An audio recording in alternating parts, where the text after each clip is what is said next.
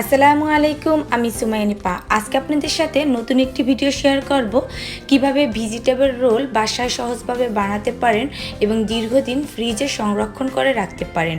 তার আগে বলে নিচ্ছি, যারা আমার চ্যানেলে নতুন, প্লিজ আমার চ্যানেলটি সাবস্ক্রাইব করে দিন। ভেজিটেবল রোল বানানোর জন্য মূলত আমার মেইন যে জিনিসটি দরকার হবে, এভাবে রোল রেডিমেড কিনতে পাওয়া যায় প্যাক, এর 2 প্যাক নেব। প্রতিটি প্যাকে 25টি সিট আছে, এখানে 25টি, টোটালে এখানে 50টি রোল হবে। এখানে ডিজাইন দেখেন দেওয়া আছে, যে কোনো ডিজাইন করতে পারেন, সোমেসা কোয়ালিটি রোল অথবা এভাবে ডাবলিংয়ের মতো। তো এগুলো আপনার রেডিমেড কিনতে পাওয়া যায়। যদি আপনাদের হাতে কাছে মার্কেটে বা নিকটে যদি এটা না থাকে, যে কোনো ব্র্যান্ডেরই হোক না থাকে, সেক্ষেত্রে এটি আপনি রুটি যে বানান ওইটা পাতলা করে বানিয়ে এভাবে রোল বানাতে পারেন। তবে রেডিমেড রোল সিটের একটি গুণ হলো এটি আপনার মুচমুচে থাকে। এখন আমি ভেজিটেবল রান্না করে সেটিকে ঠান্ডা করে নেব। তো ভেজিটেবলটা আমি রান্না করে নিয়েছি। এটি আপনার পছন্দের যে কোনো সবজি দিয়ে করতে পারেন। এখানে আমি ফুলকপি, গাজর, আলু এবং সবুজ যে বটবটি আছে এগুলো দিয়েছি। তো ভেজিটেবল সিদ্ধ মানে আপনার পছন্দ অনুযায়ী সবজি দিয়ে ভেজিটেবল রান্না করে নেবেন। আর এটি যেহেতু আমি ভেজিটেবল রোল বানাচ্ছি তাই একটি অনলি ভেজিটেবল, কিন্তু আপনারা যদি এর সাথে চিকেন ব্যবহার করতে চান, চিকেন রোল দিতে চান, সেম পদ্ধতি। আমার কাছে চিকেন চাইনিজ রোলের একটি ভিডিও আছে, সেখানে আমি এই ভেজিটেবলটি কিভাবে বানিয়েছি তার ভিডিও সহ সম্পূর্ণ রোল সিটের ভিডিও আছে। সেই লিঙ্ক আমি ডিসক্রিপশন বক্সে দিয়ে দেব, সেখান থেকে দেখে নিতে পারেন চাইলে। তবে এই ভেজিটেবলটা আপনারা যে বাসায় রেগুলার ভেজিটেবল বানান সেইভাবে বানাতে পারেন। যদি চিকেন অ্যাড করতে চান অ্যাড করতে পারেন, কিন্তু পদ্ধতি সেম।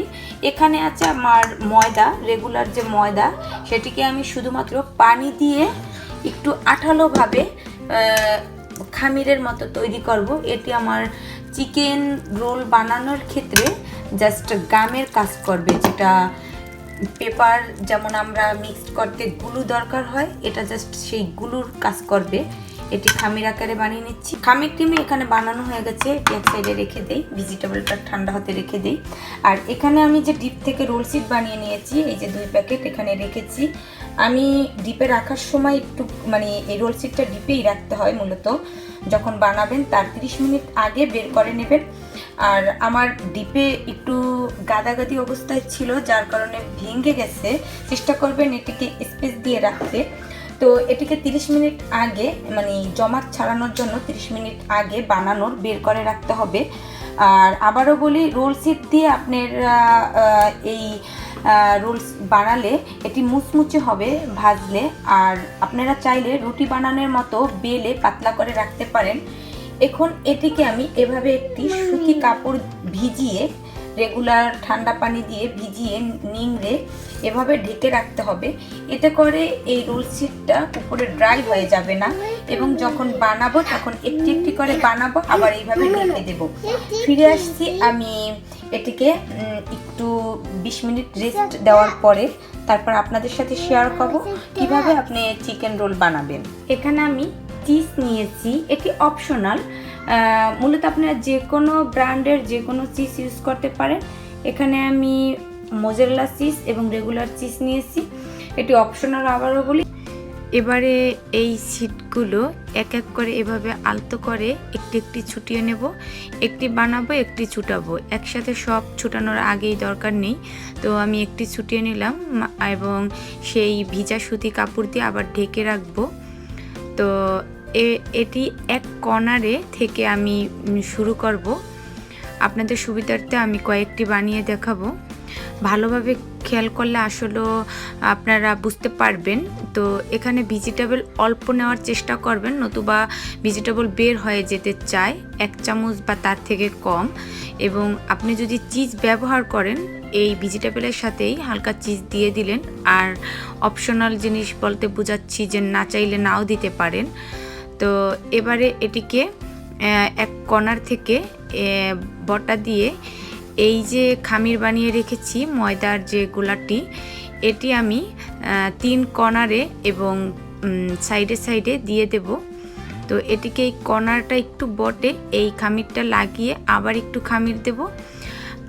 ঠিক এই দিকের কর্নারটা আবার ভাঁজ করে এভাবে দেব যেন কর্নার থেকে ভেজিটেবলটা না দেখা যায়, বটের মতো হয়, নতুবা ভাজার সময় বের হয়ে যাবে এবং জাস্ট ইনভেলাপের মতো একটি শেপ আসবে।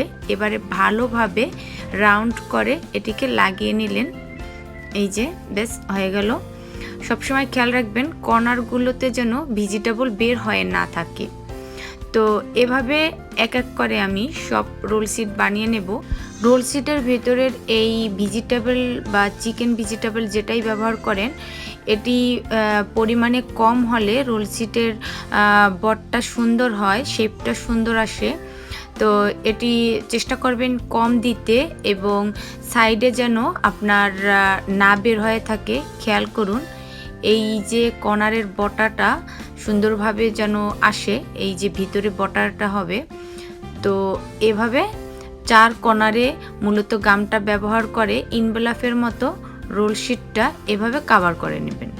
আর হ্যাঁ, আপনারা অনেকেই আছেন যারা আমার ভিডিও দেখেন অথচ আমার চ্যানেল এখনও সাবস্ক্রাইব করেনি। প্লিজ আমার চ্যানেলটি সাবস্ক্রাইব করে দিন এবং আপনাদের মূল্যবান কমেন্ট ও লাইক দিয়ে আমাকে উৎসাহিত করুন। আর যারা সাবস্ক্রাইব করেছেন তাদেরকে অসংখ্য ধন্যবাদ। তো এভাবে সব রোল শিট বানিয়ে নেব।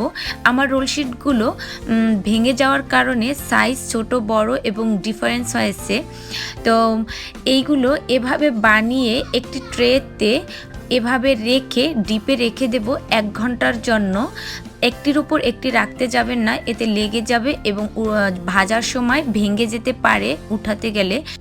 এগুলোকে 1 ঘন্টার মতো ডিপ ফ্রিজে রাখার পর বের করে আমি এয়ারটাইট বক্স মানে জিপলক ব্যাগে করে রেখে দেব ডিপ ফ্রিজে। এটি সংরক্ষণ করা যাবে অনেক দিন। তো আমি আপনাদেরকে ভেজে দেখাচ্ছি, আর যারা সাথে সাথে ভেজে খেতে চান তারাও 1 ঘন্টা পর নামিয়ে এইভাবে হালকা গরম তৈলে এক পাশ কিছুক্ষণ ভেজে উল্টে আরেক পাশ ভেজে নেবেন। বেশি ভাজার দরকার হয় না কারণ ভিতরের পুরটা অলরেডি রান্না করা। 1-1.5 মাসের মতো ফ্রোজেন করতে পারেন এবং এটি রমজানের ইফতার প্লাস শীতের দিন বা যে কোনো সময় বিকালের নাস্তা অথবা বাচ্চাদের স্কুলে টিফিন হিসাবেও ব্যবহার করতে পারেন। তো এটি আপনি পরিবেশনের জন্য গরম গরমেই খুব ভালো স্বাদ পাবেন। যে কোনো সস ব্যবহার করতে পারেন। আমি এখানে টমেটো কেচাপ ব্যবহার করব। তো আজকে এ পর্যন্তই। পরবর্তী ভিডিও খুব শীঘ্রই ইনশাল্লাহ আপলোড করব। ততক্ষণ পর্যন্ত আপনারা সবাই খুব ভালো থাকুন, সুস্থ থাকুন। আমাদের জন্য দোয়া করবেন, আমার চ্যানেলটি সাবস্ক্রাইব করবেন, লাইক কমেন্ট ও শেয়ার করবেন। আপনার মূল্যবান কমেন্টস আমাকে অনেক উৎসাহ দেয়। আজকে তাহলে বিদায় নিচ্ছি। আসসালামু আলাইকুম রহমতুল্লাহ। আল্লাহ হাফেজ।